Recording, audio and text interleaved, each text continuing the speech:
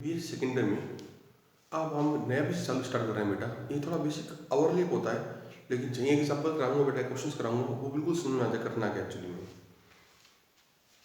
पहला point, some important points. अगर function एक डिजिट वर्धमान है, मीन्स मोनोटॉनिक इंक्रीजिंग है, प्लस कन्वर्जेंट है, अभिसारी है, यानी अभिसारी मतलब कन्वर्जेंट है, तो वो हमेशा क्या होता है, बाउंडेड होता है, मतलब परिबद्ध होता है हमेशा। पहला पॉइंट बेटा, तो कुछ पॉइंट्स अलग अलग दे रखे हैं पॉइंट्स बेटा, मैं से समझाता हूँ बेटा इसको। अगर हासवन हो, हासवन मतलब डिक्रीजिंग, प्लस कन्वर्जेंट मतलब अभिसारी हो, तो वो क्या कहलाएगा, बाउंडेड कहलाता है, मतलब परिबद्ध कहलाता है। इसको यूं सुनाता हूँ अपनी भाषा में। अब इन दोनों की जगह ये जो पॉइंट लिखा है मैंने फॉर्मेलिटी के लिखा है बेटा, नोट्स भेज रहा हूँ इसके, इसकी जगह मैं आपको एक आगे किसी को कराऊंगा दोबारा बेटा, मैं आपको वो जल्दी समझ में आ जाएगा। आपका बात वही की हुई है, क्वेश्चन कराऊँ तो आपको समझ में आ जाएगा बेटा आपको। तीसरा पॉइंट ये है बेटा, अगर ये दोनों कंडीशन होती है, वर्तमान में क्या होता है, वैल्यू आगे बढ़ती रहती है। In the case of increasing, value is increase, मतलब बढ़ती रहती है। तो उच्चक मान मतलब सुप्रीम वैल्यू क्या कहलाती है, अभिष्ट वैल्यू कहलाती है। कैसे बेटा, तो एक प्रोडक्ट डाल रहा हूँ इसमें, सुप्रीम वैल्यू मतलब हिंदी में उच्चक मान बराबर होता है एल का मान। एल मतलब कन्वर्जेंट वैल्यू, एल मतलब लिमिट वैल्यू बोलते हैं, याद बेटा होगा आपको, तो एल के बराबर होता है। इसमें भी सेम बेटा, इसमें क्या होता है, हासमान होगा मतलब वैल्यू कम होगी, तो निम्नक मान मतलब इनफाइनल वैल्यू को क्या कहते हैं बेटा, इसको एल कहते हैं। एल मतलब कन्वर्जेंट वैल्यू बेटा, या एल को बोलते हैं सीमा मान, लिमिट वैल्यू कहते हैं। एक ही बात होती है ना, मतलब ये। तो मैं इस दोनों को वापस सिखाता हूँ, अपने एग्जाम्पल से कराता हूँ बेटा, ठीक है, तो जल्दी आपको समझ में आ जाएगा। एग्जाम्पल ये नोट्स में नहीं दे रहा बेटा मैं आपको, जैसे एक एग्जाम्पल लेता हूँ वर्धमान का बेटा, 1 2 3 4 5 और अनंत में आके इसका मान आ रहा है बेटा 100 आ रहा है। बाउंडेड हो गया बेटा, वर्धमान है, इंक्रीजिंग फंक्शन है, तो जो भी लास्ट की वैल्यू कहलाएगी वो कहलाएगी एल कहलाएगी, उसको क्या होता है, उच्चक। एग्जाम्पल सुना रहा बेटा, उच्चक मतलब सुप्रीमो, ठीक है। अब आता है हासमान, जैसे 1 1/2 1/3 1/4 ऐसे चल रहा है बेटा, और ये 0 आ रहा है लास्ट में, एल की वैल्यू 0 आ रही है, तो ये डिक्रीजिंग फंक्शन है। तो ये इससे क्या कहलाता है बेटा, एल की वैल्यू 0 होगी, और इसको क्या बोलेंगे बेटा, इनफाइनम मतलब निम्नक। शुरू में बेटा आज आप थोड़ा कंफ्यूजन होगा इन चीजों का, ये नाम ये अलग अलग, वैल्यू एक ही बेटा, ठीक है, लेकिन है बहुत इजी। जहाँ 2-3 एग्जाम्पल कराऊंगा मैं आपको सब कुछ समझ में आ जाएगा बेटा इसके अंदर, ये ध्यान रखना। अच्छा बेटा आपको सिखाता हूँ एक बार दोबारा, ये चीज ओवरलैप नहीं हो बेटा। ये फंक्शन है इंक्रीजिंग, और अपर वैल्यू इसकी एल की वैल्यू आ गई बेटा, एल समझ तो क्या होता है, limit n tends to n infinite बेटा, वो वाला। तो ये क्या कहलाएगा, बाउंडेड भी होगी एक तरह से, परिबद्ध भी हो गया, और अभिसारी भी हो गया। ये हासमान हो रहा है बेटा, it is known as decreasing, decreasing हो रहा है, और मैंने लास्ट में वैल्यू कितनी निकाली बेटा, 0 निकाली, तो ये बाउंडेड भी हो गया, परिबद्ध भी हो गया, और अभिसारी भी हो गया। तो ये चीज आप लोग ध्यान रखना। इसके लिए मैं 2 पॉइंट और लिखूंगा आगे जाकर के, बिल्कुल फर्स्ट क्लास क्लियर पॉइंट लिखा दूंगा, तो ये नोट्स हिसाब से चलते रहे बेटा अपने। तो इसमें एक चीज अभी आपने क्या पढ़ा, मेन चीज क्या पढ़ी बेटा, इंक्रीजिंग फंक्शन में उच्चक मान मतलब सुप्रीमम वैल्यू क्या कहलाती है बेटा, अब अभिसिद्ध मान कहलाता है, कहते हैं इसको कहते हैं बेटा, और क्या बोलते हैं इसको, कहते हैं अपने सीमा बिंदु, सीमा मतलब लिमिट वैल्यू कहते हैं। इसमें भी सेम वही बेटा निम्नक मान होता है, राइट। अब अपने मेन जो आपका एग्जाम्पल है उससे बेटा एक समझाता हूँ क्वेश्चन कैसे देते हैं। वर्धमान के लिए बेटा कंडीशन क्या होती है, इंक्रीजिंग की कंडीशन होती है ये एक्स एन प्लस 1 दिखाया था मैंने आपको, एक्स एन से बड़ा बराबर भी हो सकता है, बराबर भी हो सकता है, दोनों कंडीशन हो सकती है बेटा इसमें, या तो ये हो सकता है बड़ा, मतलब एक साथ दोनों हो सकते हैं, या फिर ये हो सकता है, उसको बोलते हैं वर्तमान में चल रहा है बेटा ये, ठीक है। तो बेटा इसके लिए क्या करते हैं, हमने एग्जांपल कराता हूं मैं आपको पहले, एक्स एन बराबर 2n माइनस 7 प्लस 2, ठीक है। अभी जो पिछले पॉइंट लिए उसको वापस दोबारा पॉइंट लिख के सिखाऊंगा बेटा आपको मैं, ये प्रूफ करना है, पहले पॉइंट प्रूफ करना है, किताब में लिखा हुआ है नोट्स में कि एक डिस्ट वर्धमान है, मीन्स मोनोटोनिक इंक्रीजिंग है, तो अपन n प्लस 1 लेते हैं बेटा क्या 2 n प्लस 1। ये क्वेश्चन सारा बेसिक है ना बेटा, एग्जाम्पल से समझ में आएगा जल्दी जल्दी आपके, बेसिक थ्योरी में पढ़ोगे तो बहुत ज़्यादा याद करना पड़ेगा आपको, मैं एग्जाम्पल से बहुत जल्दी समझाता हूँ बेटा आपको। 3n plus 1 plus 2 2n minus 5 upon 5, ठीक है बेटा। अब अपन क्या करते हैं, x n plus 1 minus x n 5 minus 2n minus 7 upon 3n plus 2, कितना एलसीएम आया बेटा इसमें, एलसीएम सॉल्व करेंगे बेटा 3 प्लस 5, तो बेटा ऊपर गुणा करेंगे माइनस 2n माइनस 7 और क्या बेटा 3n प्लस 5, इसको सॉल्व करने 25 आएगा ऊपर बेटा, अपॉन ये नीचे सेम आएगा। आप जानते हैं बेटा n तो नेचुरल नंबर होता है और सारे प्लस हैं, तो इसकी वैल्यू 0 से बड़ी होगी, पॉजिटिव होगी, मतलब x n plus 1 greater than 0, इसको तो ले जाओ ग्रेटर देन एक्स एन। तो पहला प्रूफ हो गया कि ये मोनोटोनिक इंक्रीजिंग है, जैसे क्वेश्चन है वैसे करते रहना बेटा, बेसिक जरूरत नहीं पड़ेगी आने वाले टाइम क्वेश्चन में बेटा। तो ये हो गया एक डिस्ट वर्धमान मीन्स मोनोटोनिक इंक्रीजिंग हो गया, पहला पेपर हो गया। इसके पश्चात आपको निकालना इसकी वैल्यू, लिमिट वैल्यू निकालनी है।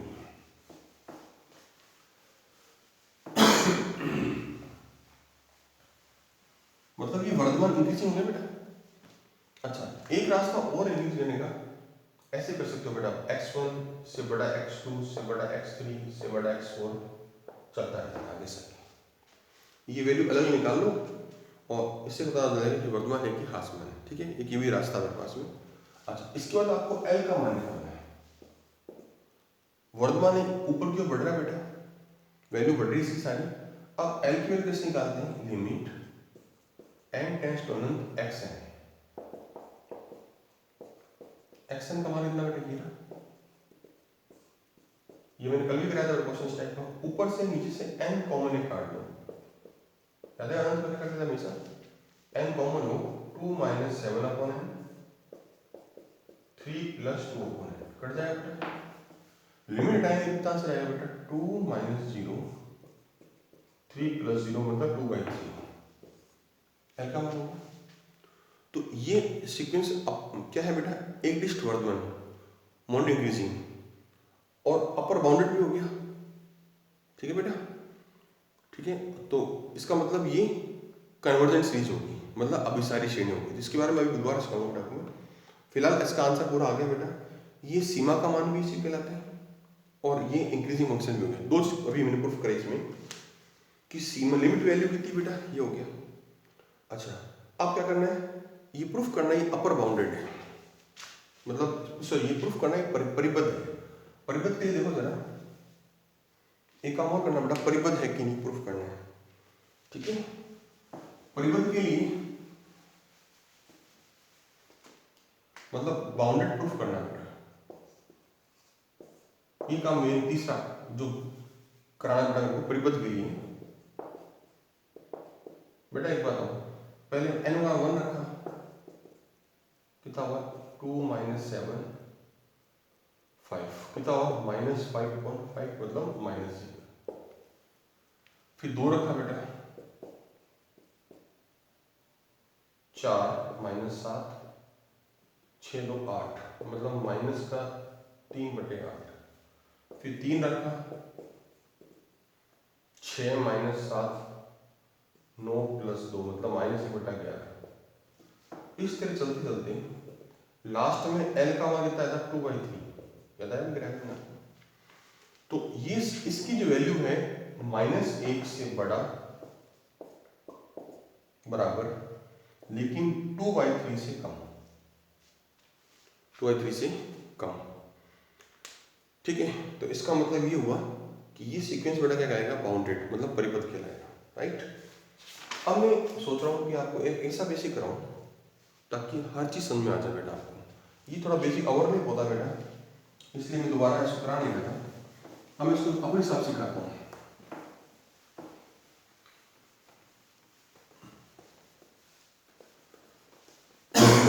जो मेन पॉइंट्स बेटा आपके बता दो कैसे, वापस हटाता हूँ बेटा। अगर फंक्शन वर्धमान हो, एक ही हटा दो बेटा, मेन चीज वर्धमान लिखो। अगर फंक्शन क्या हो, इंक्रीजिंग हो,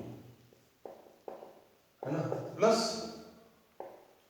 अपर बाउंडेड हो, अपर बाउंडेड का ऊपर क्यों परिबद्ध हो, मतलब ऊपरी परिबद्ध हो, तो ये श्रेणी कौन सी कहलाती है, अभिसारी, मीन्स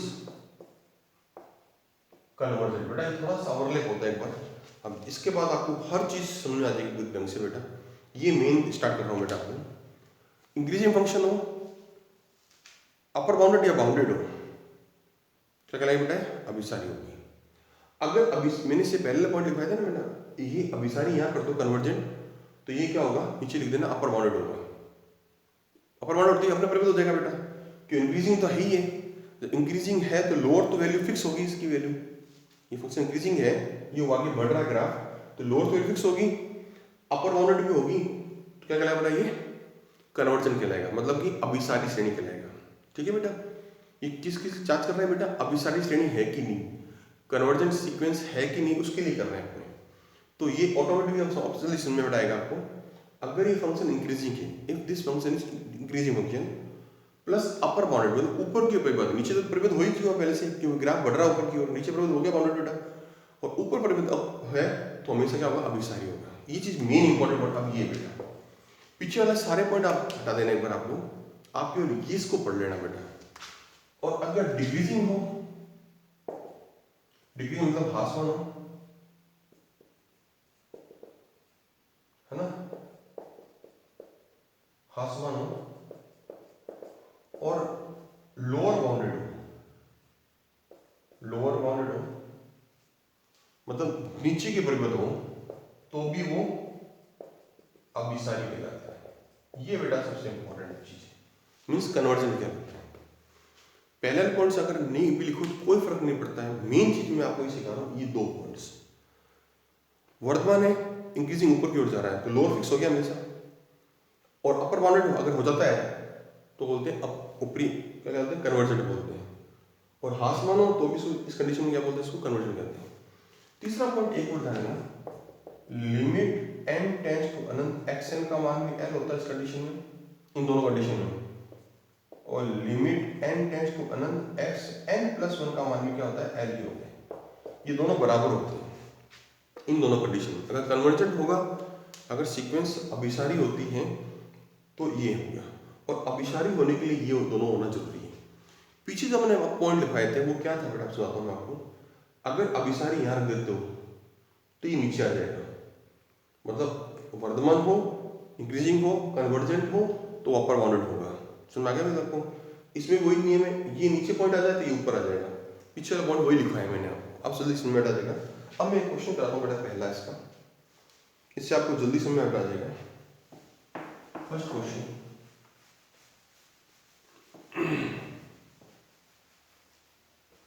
बेटा इसमें क्वेश्चंस एग्जांपल मिक्स चलेंगे क्योंकि अलग अलग बेसिक है ना, इसलिए बेटा। क्वेश्चन फर्स्ट का ए, एक्शन दे रखा है आपको 2 की पावर n 1/, प्रूफ करना है 0 पर अभिसरित होता है, प्रूफ दैट l की वैल्यू 0 लानी है, तो आपको l की वैल्यू आपको 0 लानी है।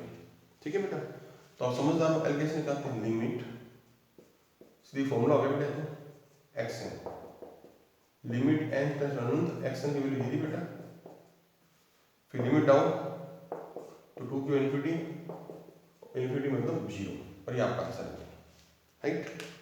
फिर इसका बी पार्ट, इसका बेटा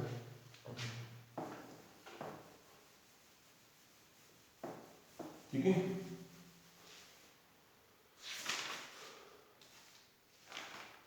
इसका बी पार्ट बेटा, इसका बी पार्ट क्या है बेटा, इसका लिमिट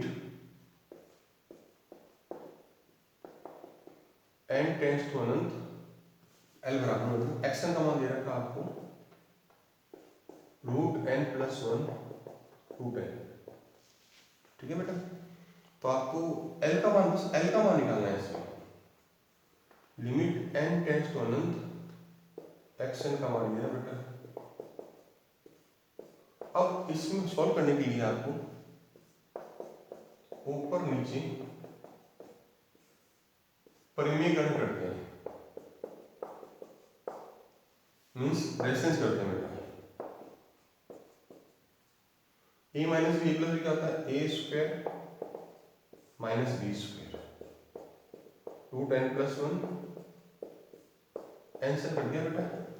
लिमिट आएंगे इसकी बेटा तो 1 अपॉन ये इन्फिनिटी हो जाएगा, वो 0। बस इसमें एल का मान ही पूछा किताब वाले ने, ठीक है।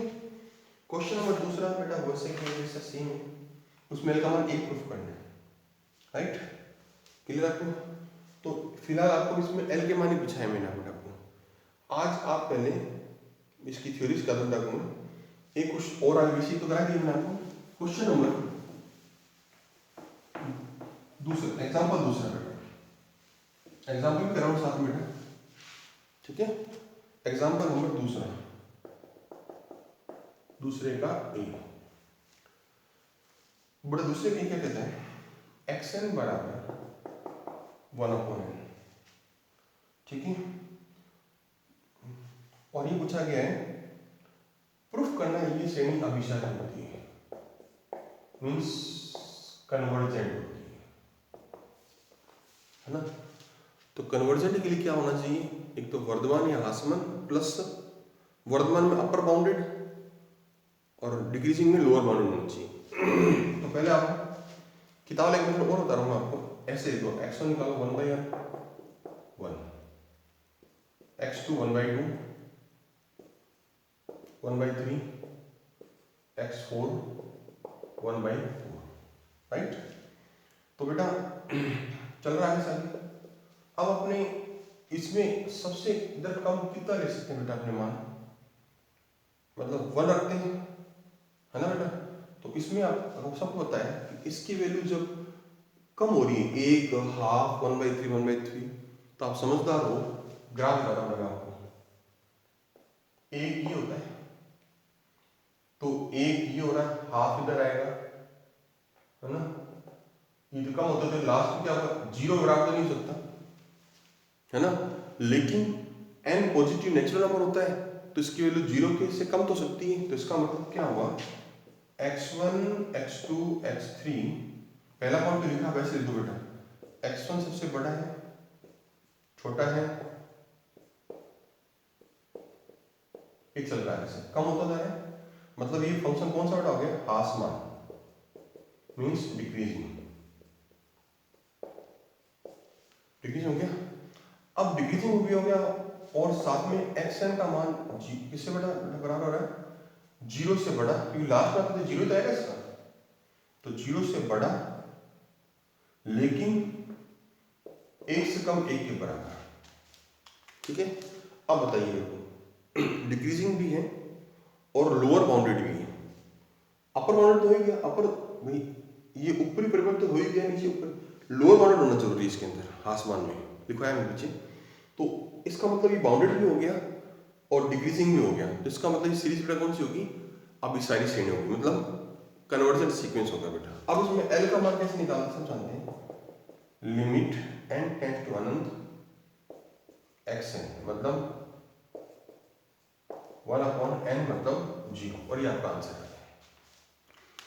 तो बेटा अभी तक मैंने जितना कराया ना उसमें एक दो ही पॉइंट्स याद करने हैं, फर्स्ट क्लास में वापस सिखाता हूँ। पहला पॉइंट क्या है, अगर सीक्वेंस डिक्रीजिंग है, ये लिखा है ना, आसमान ये करा है ना, आसमान डिक्रीजिंग हो और लोअर बाउंडेड नीचे के परिवर्त हो, तो परिवर्त अपने बताएगा बेटा।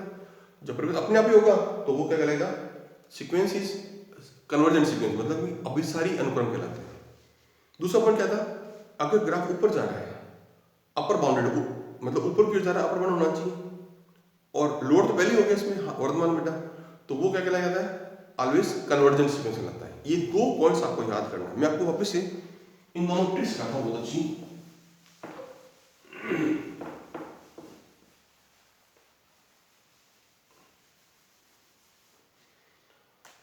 अगर ग्राफ आगे जा रहा है ऐसे, वर्तमान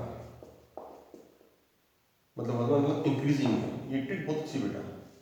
तो ये तो ऑलरेडी फिक्स हो गया पॉइंट, इसके लिए तो होगी बेटा, फिक्स होगी।